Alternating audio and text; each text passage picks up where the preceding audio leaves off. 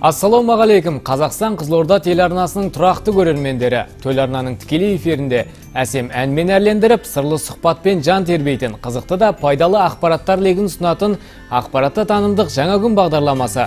Бүгін желтоқсан айының 20-шы жаңасы, апта күні сейсенбі. Бүгінгі күні бастаған істеріңізге береке тілей отырып, біз тікелей эфирдегі хабарымызды бастаймыз. Алдымен күнтізбенің бүгінгі күні айшықты оқиғаларымен таныс болайық. Назарларыңыз күнделік айдарында болсын.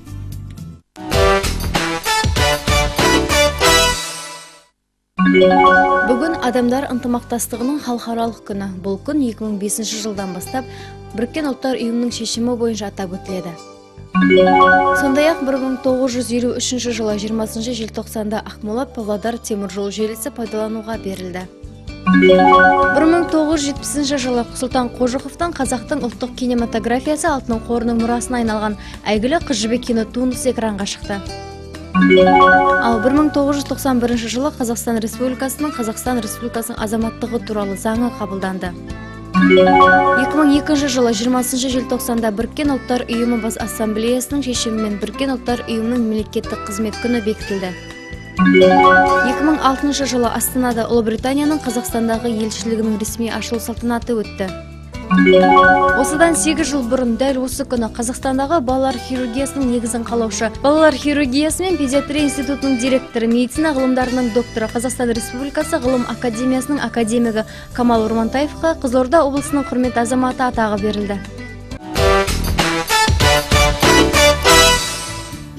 Хабарымыз жалғастырамыз. Кез келген елдің ертеңі оның халқының денсаулығына тікелей байланысты. Өйткені халықтың дені сау болып тұрса, мемлекеттің де қадамындық келешегі кемел болар сөзсіз.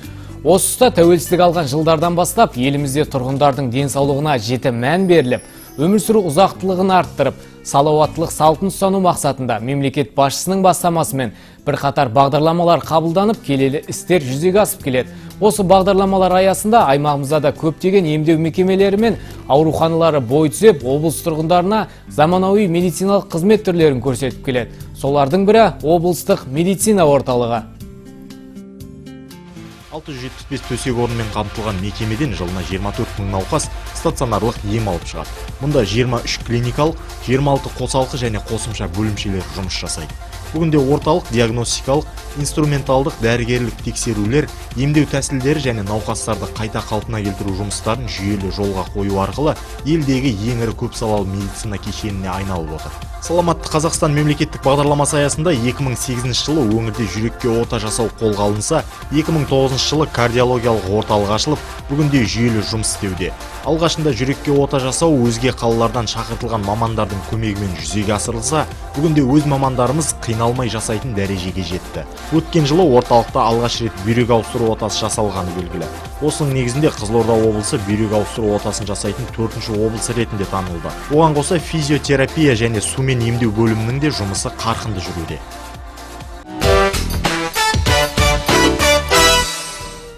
Қадірменді көрермен, осыста бағдарламамыздың төріне келіп жайғасқан мейманымыз бар. Таныс болыңыздар. Облыстық медицина орталығының директоры, қалалық маслихат депутаты Сәбит Пазылов мырза. Студия қонағына қояр сауалдарыңыз, бөлісер ойларыңыз болса, хабарласыңыздар. Тікелей эфирдегі нөміріміз 27 90 20, қала коды 7242. Бағдарлама төріне қош келдіңіз, Сәбит мырза. Биыл еліміз егемендігін алып, еңсесін тіктегеніне 25 жыл толып отыр. Жалпы бұл 25 жыл төңірегінде елімізде денсаулық сақтау саласына жіті мән беріліп, көптеген бағдарламалар қабылданып, жүзеге аса бастады. Жалпы осы бағдарламалардың сыр медицинасының серпінді дамуына ықпалы қандай? Осы төңіректе сұхбатымызды бастасақ. Біріншіден, осы ой бөлісуге шақырғандарыңызға рахмет. Осы сәтті пайдалана отырып, жерлестерді тәуелсіздігіміздің ширек ғасыр уақыт өткен 25 жылдық мерекесі құтты болсын. Халқымызға зор денсаулық, мол бақыт тілеп, аспанымыз ашық, еліміздің көк туы әруақта желбере берсін деп тілек айтқым келеді. Жалпы енді бүгінгі күні біздің орталықтың 25 жылда жеткен жетістіктерін айтатын болсақ, ғимараттың өзі осы тәуелсіздік жылдарында салынған ғимарат. Ол бір теңдесі жоқ, осы бұрынғы одақталатын болсақ, сондай теңдесі жоқ ғимаратта қазір бүгінгі орталық бізде орналасқан. Ол екінші мәселе, біздің орталық бүгінгі күні 675 төсек орнынан тұрады. Енді жаңа айтып кеткен тәуелсіздік жылдарындағы жеткен жетістігіне тоқталатын болатын болсақ, ең бірінші жетістігіміз ол 2009 жылдан бастап біздің орталықта жүрекке елімізде 4-ші болып аймақтарда жасалынған 4-ші облыс болып табылады. Жүрекке, ашу жүрекке операция жасалына бастады. 2009 жылдан бастап облысымыздың тұрғындары басқа қалаларға бармай, осы жерге жүрекке ота жасатуға толық бүгін қолжетімді медициналық қызметтің түрі болып табылады. Екінші мәселе ол бүгінгі күні өлім жітімнің ең алғашқы себептерінің бірі жүрек қан тамырларынан болатын аурулар дейтін болсақ, және қан айналым жүйесінің аурулары, қан айналым жүйесі ауруларынан болады десек, екінші мәселе ол инсульт мәселесі. 2012 жылдан бастап біздің орталықта инсульттік орталық ұйымдастырылып, осы жеріміздің аймақтың тұрғындары жоғарғы мамандандырылған көмекке қол жеткізе бастайды деп айта аламыз. Бұрын бұл науқастар еш жерге тасымалданбай, тек қана бақыланып, өлім жиесінің көрсеткіші бүгінгі күні бірнеше есеге азайып отыр сол орталықтың ашылуына байланысты. Және енді ол тек қана инсультпен күресу, инсульттің екі түрі болады, ишемиялық инсульт дейді, және миға қан құйылған жағдайда геморрагиялық инсульт деп аталады. Бүгінгі күні сол науқастар 1 сағаттан 6 сағатқа дейінгі уақытта көмек алу керек болатын болса, сол тәуелсіздігіміздің куәсі ретінде жаңағы қаржыландырудың жақсару мәселесі ретінде сол аурулар біздің орталыққа бүкіл облыстан тасымалданып, бүгінгі күні сол өлім жітім көрсеткіші инсульт жағдайынан өте азайып отыр осы орталықтың ашу мақсатында. Және тағы бір айтатын нәрсе, биыл біз тағы бір шешілмеген мәселе болатын. Биыл осы 16 жылдан бастап, бұрын тек көз бөлімшесі болатын болса, бүгін біз сол көз бөлімшесін көзде емдеу, хирургиялық емдеу орталығына айландырып, осы июнь айының 12-сінен бастап сол орталық халыққа қызмет жасауда. Бұған дейін біздің облыстың тұрғындары басқа қалаларға, Алматы қаласына, Астана қаласына, болмаса Ресейге, жақын алыс шетелдерге барып көзге операция жасататын болса, қазір сол қолжетімді болып, бүгін біздің орталықта сол операциялардың саны бірнеше есеге көбейді. Көбеюіне себеп болған осы сәтті пайдалана отырып айта кетуім керек. Биыл облыстық әкімдік тарапынан 80 миллион қаражат бөлініп, біздің орталықтың, осы көз емдеу орталығының жабдықтары жаңартылып, қазір бір жақсы деңгейге, біраз жақсы деңгейге көтерілді деп айта аламыз. Соның есебінен биыл операциялардың саны өткен жылмен салыстырғанда 500-600 операцияға көбейіп, енді сыртқа баратын аймақтың азаматтары азайды деп айтуға болады. Тағы бір сол орталықтың ерекшелігі, сол жерде глаукома дейді. Глаукома деген науқас, сол түбінде соқырлық қалып келетін науқас, сол орталықтандырылмаған болатын бұрынғы облыста. Сол көз емдеу орталығының ішінен глаукома кабинеті ашылып, бүгінгі күні сол орталыққа 2000 адамдай тіркеуге алынып облыс бойынша жаңа аппараттардың көмегімен жаңа заманауи тәсілдерді қолданып зерттеулер өтіп, емін ары қарай жалғастыруда. Одан басқа, жалпы бүгінгі күні біздің орталықтың жабдықталуы ешқандай мынау республикалық деңгейдегі клиникалармен салыстыратын болсақ, кем емес деп айта аламыз. Заманауи жабдықтар жеткілікті деп айта аламыз. Оның ішінде хирургия саласы, урология саласы, нейрохирургия саласы, травматология саласы.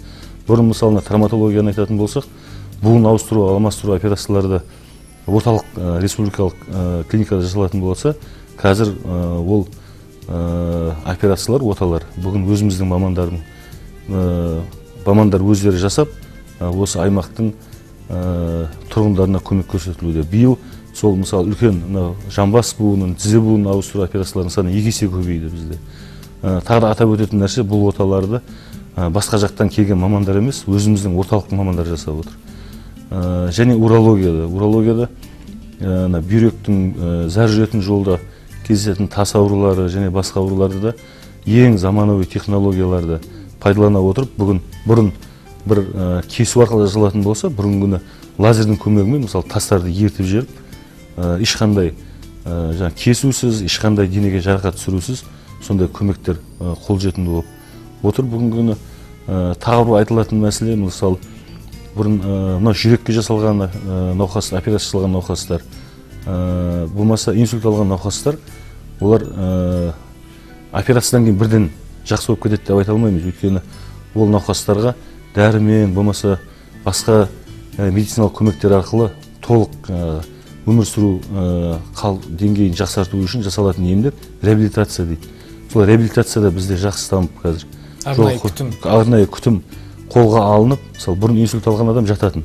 Қазір сондай құрал жабдықтардың жаңа заманауи құрал жабдықтардың жақсы пайда болып бізде қолжетімді болуына байланысты бүгінгі күні инсульт болған жағдайда бірден сол науқастардың мысалы қол аяғын тезірек қозғалысқа келтіру үшін сондай жабдықтарымыз бар, және ол халыққа өзінің пайдасын тигізеді деп айта аламыз. Осы айтып отырылған мәселенің бәрі тәуелсіздігінің арқасы деп есептейміз. Оның тағы бір тәуелсіздігіміздің тағы бір жетістігі бүгінгі күні біздің мамандардың сыртқа шығып шетелге барып оқуы, болмаса басқа қалаларға барып оқуы өте қолжетімді.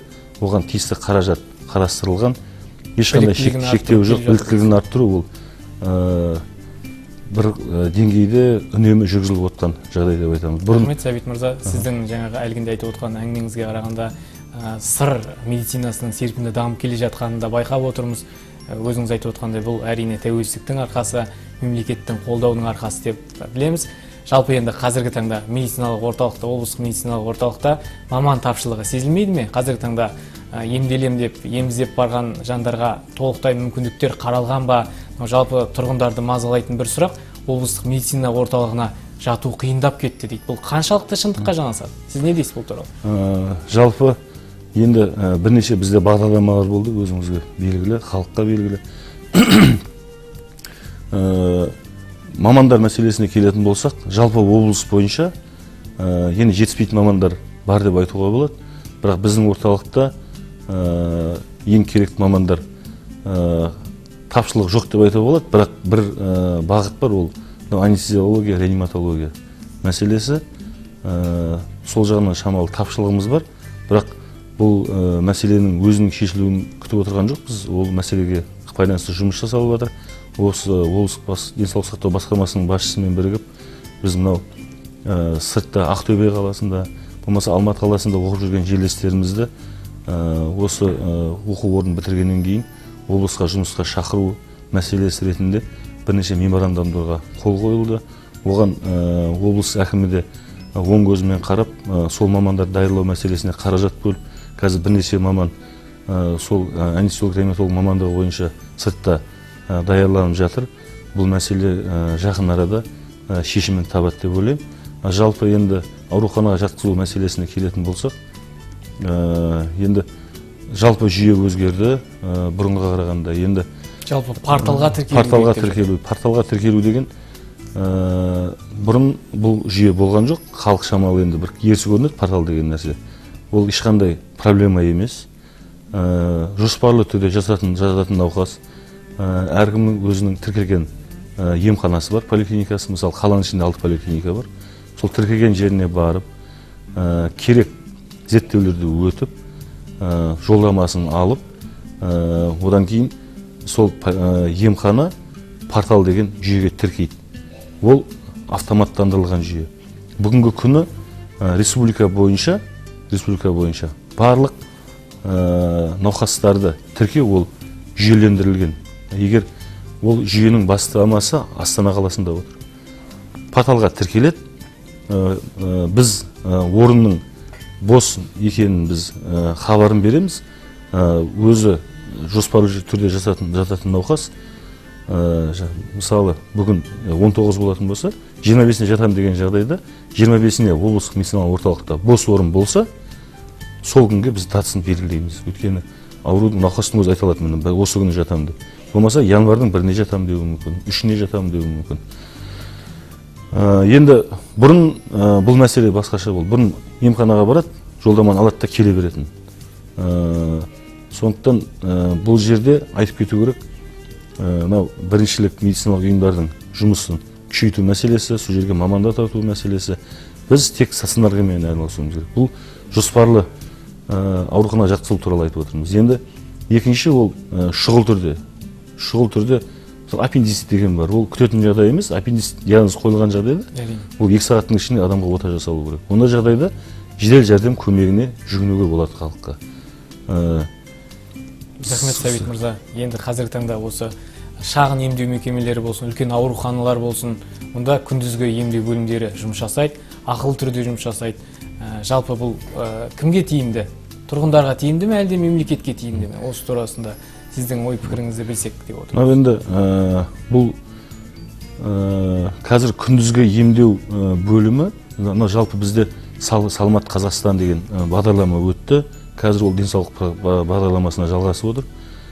Сол бағдарламаның мақсатының біреуі стационарда емделетін науқастардың санын азайту.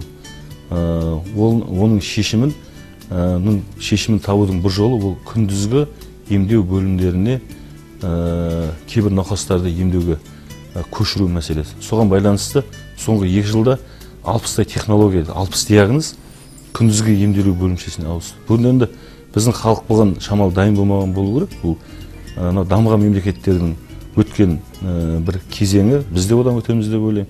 Бүгінгі күні біраз науқастар күндізгі стационарда, күндізгі ауруханада емделуге сондай көшірілді. Оның да ешқандай қиындығы жоқ. Жаңағы диагнозға байланысты қойылған. Мысалы, бронхит дейді, мысалы, бронхқа суық деген жағдайда, қабынған жағдайда, оған ауруханаға жату міндетті емес, күндіз сол емді алады, түнде үйіне қайтады науқас. Бұл мәселе жөнінен қазір біздің орталықта өте жақсы жұмыс жүріп жатыр деп айта аламын. Осыдан 3 жыл бұрын 10-20 ғана төсекке арналған болатын болса, бүгінгі күні бізде күндізгі бөлімде емдейтін 50 төсек бар. 50 төсектің бүгінгі жұмысы 100% жұмыс жасап деп айта аламыз. Оның бір дәлел ретінде, егер осыдан 2 жыл бұрын сол күндізгі бөлімде жасалатын оталардың саны 500-ден шамасында болатын болса, біз соңғы 2 жылда күндізгі бөлімде жасалатын операциялардың санын 2000-ға дейін өсірдік. 2000-2500-ға дейін. Бұл осының өзі дәлел. Енді егер күндізгі бөлімде ол операцияларды жасау керек болмаса, онда ол операциялардың саны көбеймес еді. Яғни кейбір оталарды біз күндізгі бөлім арқылы жасай аламыз деген сөз. Кейбір науқастарды күндізгі бөлім арқылы емдей аламыз деген түсіндік. Біз көп халық ауырғаннан кейін ойлайды, мен азынан кешке дейін ауруханада жатуым керек деп ойлайды. Бірақ егер оған диагнозы сәйкес болатын болса, онда әрине міндетті түрде ауруханаға жату керек. Рахмет Сәбит мырза, әлгінде өзіңіз айтып отырсыз, жалпы осы өңірімізде, аймағымызда оталар жасалып жатыр. Енді қазіргі таңда тұрғындардың көпшілігі ота жасау тиіс болған жағдайда шет мемлекеттерге асады. Мынау Астанамызға, басқа қаламызға, Алматыға қарай асады. Жалпы бұл неліктен деп ойлайсыз, сіздің ойыңыз қандай бұл туралы? Бізде мамандардың тапшылығы болуы мүмкін бе, әлде қажетті жаңағы құрал жабдықтардың жетіспеушілігіне, әлде тұрғындарының өзінің бір ойында сондай сенім қалыптасып қалған ма? Осы төңіректес не дейсіз? Енді ең бірінші ол Алматыда емделсін, Астанада емделсін, Қызылорда қаласында емделсін. Ең бірінші мен халыққа айтатын дәрігерге сену керек. Мен сол жұмысымды Алматы қаласында бастап 1 жыл жұмыс жасадым. Мен осы өзіміздің қызметкерлерге айтамын, сол жерде жасалып жатқан, отаны жасап жатқан дәрігерлер тура өзіміз сияқты дәрігерлер. Сол біз оқыған институтты, біз оқыған университетті бітірген мамандар.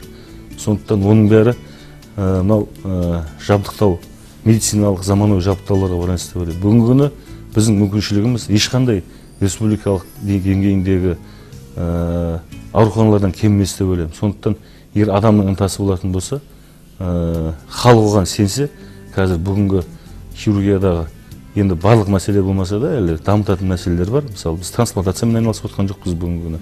Бірақ асқазанға, өңешке, бауырға, асқазан ішек жолдарына жасалатын, бас миға жасалатын операциялардың бәрі осы өзіміздің өңірімізде жасалып жатыр. Сәбит мырза, осы тікелей эфирге хабарласқан көрерменіміз бар екен, одан кейін сұхбатын жалғастыратын боламыз. Алло, саламатсыз ба? Тікелей эфирдесіз. Алло, саламатсыздар. Саламатсыз ба? Мына Сәбит мырзаға қоятын сұрағым бар еді. Осы 1 айдың көлемінде Москвада Малышева дегеннің несінде передачасында берген демалыс сайын болатын. Сонда мына бастың ішіндегі ісікті, енді ана әйелдің фамилиясын ұмытып қалдым, армянка әйел. Бастағы ісікті лазерменен 40 минуттың ішінде бас аяғы операция жасап, сол адам шығып емделіп кетіп жатыр. Осы біздің Қазақстанда, немесе осы Қызылордада осы жағдай жүріп жатыр ма? Бізде бар ма осындай нәрсе? Рахмет.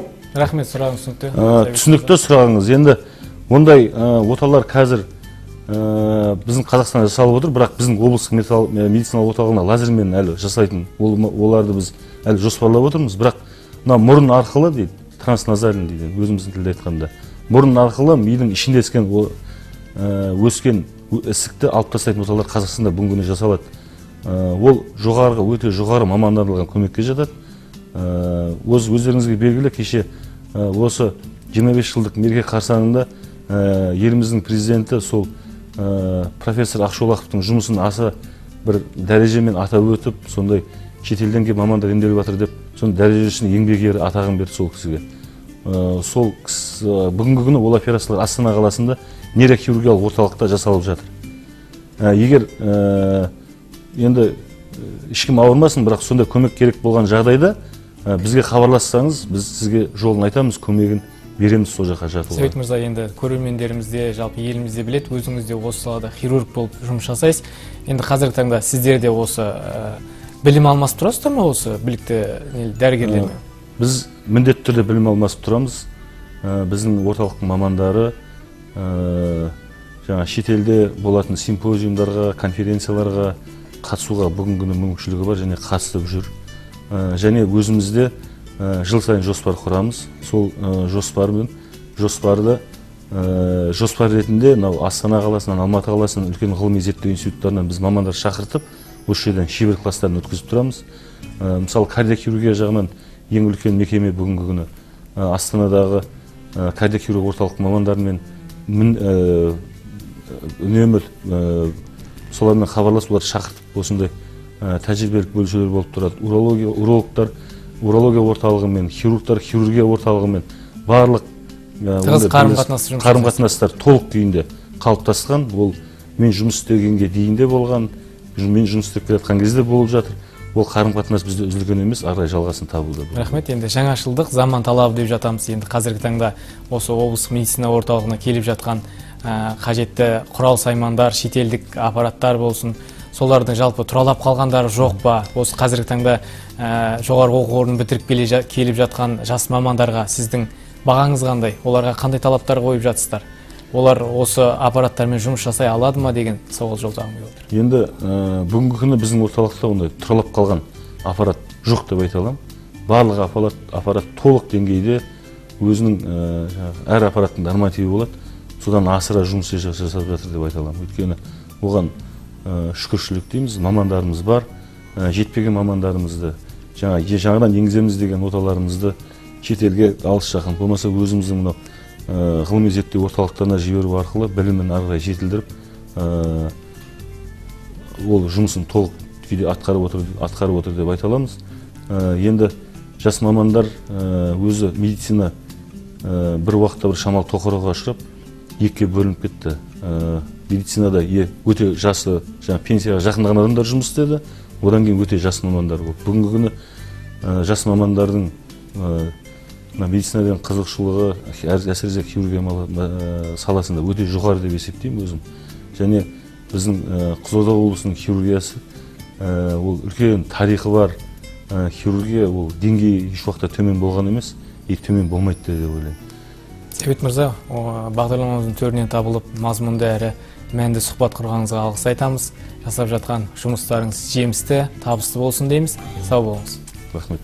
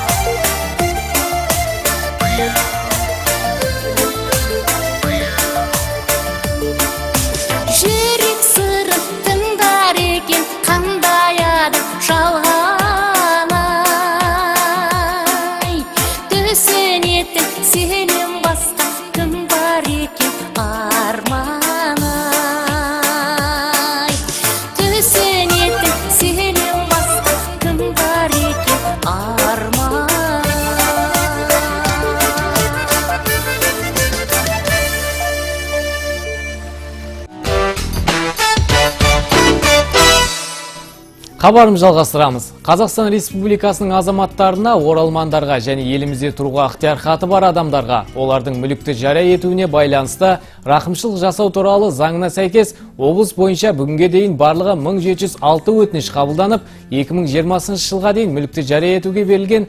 Естеріңізге салайымыз, мүлікті жария ету 31 желтоқсанға дейін жалғасады. Жалпы бұл заң жобасы еліміздегі көлеңкелі экономиканы жоюға, ұлттық экономикаға қосымша қаражат таратуға және инвесторлардың санын ұлғайтуға ықпал етпек. Сонымен, қандай мүліктерді заңдастыруға болады? Мемлекетпен келісімнің құпиясы қаншалық сақталады? Мүлікті заңдастырып үлгермеген тұрғындарға әкімшілік айыппұл салынады ма? Бұл туралы ақпарат алу мақсатында біз студия төріне облыстық мемлекеттік кірістер департаментінің мемлекеттік қызмет көрсету басқармасы өндірістік емес бөлімінің басшысы Ғалия Халықова мен облыстық мемлекеттік кірістер департаментінің мемлекеттік қызмет көрсету басқармасының басшысы Гүлжамал Шортанбаеваны шақырып отырмыз. Студия қонағына қояр сауалдарыңыз, бөлісер ойларыңыз болса, жолдай аласыздар. Тікелей эфирдегі нөміріміз 27 90 20, қала коды 7242. Жаңа күннің төріне қош келдіңіз. Әлгінде айтып отырғандай, мүлікті жария ету акциясы жалпы Қазақстан елінде, аймағымызда да жүзеге асып жатыр. Осы төңіректе аймақ тұрғындарының бұл акцияға қатысу белсенділігі қандай? Осы төңіректе сұхбатымызды бастасақ. Бұл өздеріңізге белгілі 2014 жылдың 1 қыркүйегінен бастап осы рақымшылық жасау туралы мүлікті жария етуге байланысты рақымшылық жасау туралы заңның қолданысқа енгізілгені белгілі. Енді бұл таяу күндері бұл акцияның да күні аяқталады.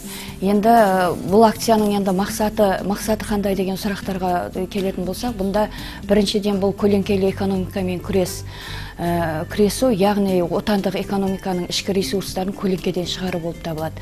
Ал екіншіден, мына біздерде инвестициялар тарту және мына салықтық түсімдерді көбейту. Бұл жерде салықтық түсімдерді көбейту дегеніміз, мына көлеңкеден шыққан капитал еліміздің экономикасына атсалысуы тиіс. Үшіншіден, 2020 жылдан бастап жалпыға бірдей декларацияға көшу жоспарланып отыр. Осыған байланысты осы қазір акцияны пайдаланып, мүлкін жария еткен тұлғалар кейін декларация тапсыру уақытысында өз мүліктерін ашық түрде көрсете алады. Енді біздің облысымызда да біраз енді біздер түсіндірме жұмыстарын жүргізіп, осы бойынша біздің өзіміздің облыс тұрғындарының осы мүліктерін жария етуіне байланысты біраз түсіндірме жұмыстарын жүргіздік. Дегенмен енді республикамен салыстырып қарағанда біздің облысымызда осы бізде ақша түрінде жария ету жағы болсын, немесе шетелдегі мүліктерді жария ету болсын, бұнда шамалы жалпы аймағымызда қарқынды жүріп жатыр ма? Тұрғындардың бұған ойлары қандай? Тұрғындар енді осы соңғы айларда белсенділік танытуы жақсы көбейіп отыр.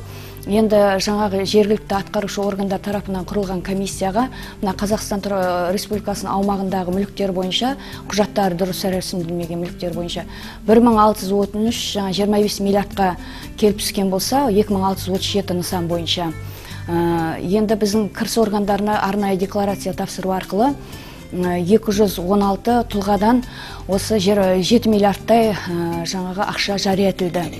Ал сосын енді мына жылжымайтын мүліктер бойынша, құжаттары дұрыс рәсімделген мүліктер бойынша Қазақстан Республикасының аумағында 18 тұлға ғана осы мүліктерін жария етті. Оның ішінде мына коммерциялық емес мүліктер бойынша жария етілді. Рахмет. Енді қазіргі таңда осы мүліктерін жария ету үшін тұрғындар қай жерге бару керек, қандай құжаттар дайындау керек, және де жалпы мүліктердің санында шектеу қойылған ба? Осы төңірек не дейсіздер? Микрофонды алып. Қазіргі таңда мына жаңағы әкімшілік тарапынан осы жергілікті атқарушы органдар жанынан құрылған комиссияларға Қазақстан Республикасының аумағында орналасқан мүліктерді жария етілді. Бұл күнге дейін қазіргі таңда уже 30 қарашада аяқталды.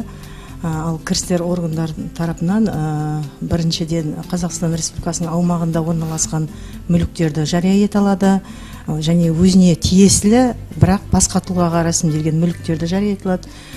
Сонымен қатар Қазақстан Республикасының аумағының шегінен тыс орналасқан мүліктерді де жария ете алады. Үшіншіден, ақшаны да жария ету жолы жаңа декларацияны тапсыру арқылы жүргізіледі. Осыған байланысты қазір енді өтініштерді алдымен құжаттар беру үшін ең бірінші жаңағы осы тиісті өзінің төлқұжатын, жеке куәлігінің төлқұжатын береді, көшірмелерін, сондай-ақ өзіне тиесілі тұлғаға рәсімделген мүліктің бірақ өзіне қайтарып беруге қарсылығы жоқ жөнінде нотариат куәландырған шарттың көшірмелерін ұсынады. Сонымен қатар ақшаны жария ететін болса, бүгінгі таңда осы екі түрлі жолмен жария етіледі. Бірінші банкке ақшаны салу жолымен, екінші тәсілі ақшаны салмайда 10% төлеу арқылы жүргізіледі. 10% алым алынады. 10% алым алынады. Ол үшін сол счет ашқандығы жөнінде банктен анықтама алып келінеді. Егер ақшаны банкке салып жариялайтын болса, ал егер банкке ақшаны салмай жариялайтын болса, онда 10%-ны төлегендігі жөнінде түбіртектің көшірмелерін әкеліп, арнайы декларацияны кірістер органына тапсыру арқылы мүліктерін, ақшаларын заңдастырады. Осыған байланысты жаңағы бүгінгі таңда жаңағы басталғалы бері акцияға қарағанда қазіргі таңда жақсы жүргізіліп жатыр. Дегенмен де осы 23 желтоқсанға дейін осы өтініштер қабылдау созылды 25-не дейін. Сондай-ақ осы мүліктерді жария етуге ақша, бағалы қағаздар, сонымен қатар заңды тұлғаның жарғылық капиталының үлестері және де мемлекеттік тіркеуге жататын өзіне тиесілі бірақ сол рәсімделмеген басқа тұлғаға рәсімделген мүліктердің барлығы осы жария етуге жатады. Рахмет, жаңа өзіңіз айтып отырсыз, мүлікті жария етілгеннен кейін 10% алым алынады. Ал жалпы осы шет елдердегі жаңағы ақшалай болсын, өздерінің жаңағы қозғалмайтын жекеменшік тұрғын үйлер болсын, олардан да алым алынады ма? Олардан сол өзінің мүліктің құнының 10 еселенген түрде 10% мөлшерінде алым алынады. Жалпы енді бұл мүлікті жария ету мемлекеттің экономикасының өсуіне, тұрақтануына бір септігін тигізетін секілді. Жалпы тұрғындар үшін бұл қай жағынан тиімді деп ойлайсыздар? Енді жаңада мен сөзім басында айтып кеттім ғой, осы көлеңкеден шығарылған капитал деп. Осы капиталдың барлығы біздің экономикамызға жаңа дамытуға өз үлестерін қосады, осы шығарылған капиталдың барлығы. Сосын енді тиімділігінің бір жақсы жері, бұның ертең 2020 жылдан бастап деп айтып жатырмыз ғой, жаппай декларацияға көшу уақытысында да бұл азаматтарымыздың мысалға барлық тапсырған декларациялары қадағаланатын болады. Соған байланысты да осы заң, осы акция көлемінде жария етіп алған адамдар ол құқықтық жауапкершіліктен, әкімшілік жауапкершіліктен босатылады, осы жария ету субъектілері. Одан кейін бұның тағы бір ерекшелігі жария етілген мүліктерден, мысалға 2014 жылдың 1 қыркүйегіне дейінгі мүліктер жария етілуге тиіс. Осы жария етілген мүліктерден ешқандай жеке табыс салығы салынбайды мүліктерге. Енді жаңа алым деп айтып жатырмыз ғой. Алымның өзін кейбіреулер қате пікірде болуы мүмкін. Осы алым біз өзіміз салық төлеп жатырмыз деп. Бұл белгілі бір алым қарастырылған. Жаңа екінші деңгейлі банктерге салмай-ақ жаңағы қолындағы нақты ақшасын жаңағы жариялайтын болса, сол кезде өзінің жария етілетін ақшаның сомасына 10% көлемінде алым алынады. Ал одан кейінгі мына шетелдегі мүлік бойынша ғана, шетелдегі мүліктерді жария еткен уақытта, сол шетелдегі мүліктен жария етуінде ол өздері құнын өздері қояды. Арнайы декларацияда көрсетеді, құнын сол бойынша 10% алым төленеді. Ал біздің Қазақстан Республикасының аумағындағы мына басқа тұлғаға рәсімделген мүліктер деп айтамыз ғой. Және мына осы құжаттар дұрыс рәсімделген мүліктер, мына бағалы қағаздар, жаңағы заң тұлғалардың жарғылық капиталына қатысу үлестері бойынша ешқандай да алым алынбайды. Жалпы бұл процесте құпиялық қаншалық сақталады? Енді бұл заңмен кепілдендірілген бұл құпиялықты сақтау. Бұл жерде мысалға жаңағы банк болсын, немесе салық қызмет органдары болсын, барлығы бұл жаңағы заңда көрсетілген құпияны қатаң түрде сақталуы тиіс. Егер жаңағы осы құпияны жария етіп қойған жағдайда бұл кәдімгідей әкімшілік жауапкершілікке тартылады ол адам. Ал енді бұл жерде бір тағы бір ерекшелігі, біз үшінші жаңағы жария ету субъектісінің өтінішімен ғана, өз өтініші болса, мысалға мен жария ет деген сияқты, сол кезде ғана біз ол тұлғалар жөнінде мәлімет бере аламыз. Рахмет. Енді жалпы осы мүлікті жария ету акциясы жалпы 2014 жылы қабылданған білеміз. Одан кейін де көптеген өзгертулер енгізіліп, заңға бұл науқан созылған болатын 2016 жылға дейін. Жалпы осы ертеңгі осы белгіленген уақытқа дейін мүлкін жария етіп үлгермеген жандарға, тұрғындарға жалпы қандай жеңілдіктер қарастырылған? Олар мүліктерін заңдастырып үлгермесе, оларға әкімшілік айыппұлдар салынады ма, қалай болады? Бұл мүмкіндік қарастырылған дегенде осы акцияның жүріп жатқаны өз мүмкіндік қой. Бұл жаңада айтып өтарым, ертең жалпыға бірдей декларация тапсыру кезінде шығады осы заңдастырылмаған мүліктердің бәрі. Жалпы үлгермей қалғандарға қылмыстық іс қозғалады ма? Енді үлгермей қалғандарға үлгермей қалғандарға да ол 2020 жылдан бастап жаңа жалпыға бірдей декларация кезінде ол мүліктер пайда болып көрсетілмей ма, сол декларацияда барлық мүліктер ашық түрде көрсетіле бастайды. Сол кезде осы бір қандай да бір жасырып мүліктерді көрсетпеген жағдайда әкімшілік құқық бұзушылық кодексіне 2017 жылдан бастап қолданысқа енгізіледі. Енді қандай да бір мүлкін жасырған, көрсетпей қалған жағдайда бұл 250 жаңағы айлық есептік көрсеткішпен жаңағы әкімшілік жаңағы шара қолданылады. Одан кейін егерде тағы да бір мүліктен басқа тағы да ақшасын жасырғаны анықталған жағдайда бұл екі еселеніп 500 айлық есептік көрсеткішке дейін әкеліп соғады. Енді жалпы өзіңіз айтып отырсыз, жаңа жалпы тұрғындар осы науқанды түсінбей жатады. Жаңа 10% алым бар, одан тұрғындардың көпшілігі қорқады. Жалпы осы науқанды жете түсіндіру үшін тұрғындармен қандай іс-шаралар атқарып жатсыздар? Енді біздер осы 2 жылдан бері осы түсіндірме жұмыстарын осы облыстық теледидар арқылы болсын, басқа осы бұқаралық ақпарат беттерінде болсын, осы науқанға түсіндірме жұмыстарын жүргізумен келдік. Ұдайы жүргізілді. Бұл бойынша. Одан кейін әртүрлі жаңағы тұлғаларды шақырып біздердің кіріс органдары тарапынан осы дөңгелек столдарда өткізілді, семинарларда өткізілді. Одан қалды мына интернет ресурстарға да барлығына сұрақ жауап, барлығын біз жариялап отырдық. Бірақ енді тұрғындардың айтып отырмын ғой, соңғы кезде ғана белсенділігі байқалып келе жатыр деп. 2014 жылдың 1 қыркүйегі басталған уақытта 2015 жылдың кезінде біз қанша түсіндірме жұмысын жүргізгенімізбен осы тұрғындардың қатысу өте төмен деңгейде болды. Осы енді тұрғындарды осы акцияны пайдалана отырып, осы акцияға белсене қатысуға шақырамыз. Бағдарлама төрінен табылып, мазмұнды сұхбат құрғандарыңызға алғыс айтамыз, жұмыстарыңызға табыс тілейміз. Сау болыңыздар. Елімізде жүргізіліп жатқан мүлікті жария ету шаралары жемқорлықты жоюды, жариялы жұмыс жасауда заңның бәрінен биік екендігін түсіндіруге негізделіп отыр. Қазақта адалдың аспанында бұлт болмайды деген аталы сөз бар. Олай болса, барлық аймақ жұртшылығын бұл шарадан қалыс қалмауға шақыра отырып, бағдарламамызды осы жерден түйіндейміз. Жаңа күннің берер жақсылығы таусылмасын. Болашағымыз бірлікте ағайын.